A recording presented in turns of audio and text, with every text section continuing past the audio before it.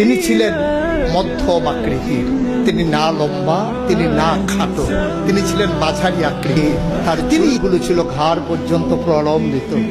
তিনি কখনো বা চুলের মাঝে যখন তৈল দিয়ে আঁচড়াতেন, কোকড়ানো চুলগুলো যখন ঢেউ খেলতো, অবাক বিস্ময়ে সাহাবারা তাকিয়ে দেখতেন, মনে হতো মৃদুমন্দ ঢেউ দেখা যায়।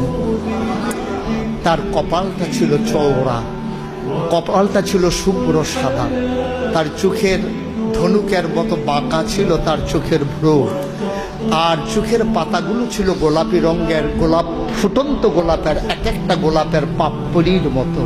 তিনি কখনো বা যখন একটু চোখের পলক ফেলতেন, চোখের পাতাটা যখন নড়ে উঠত, অবাক বিস্ময়ে মানুষ তাকিয়ে দেখতো, মনে হতো মৃদুমন্দ বাতাসে যেন ফুটন্ত গোলাপের এক একটা গোলাপ পাপড়ি মনে হয় যেন দোল খাচ্ছে।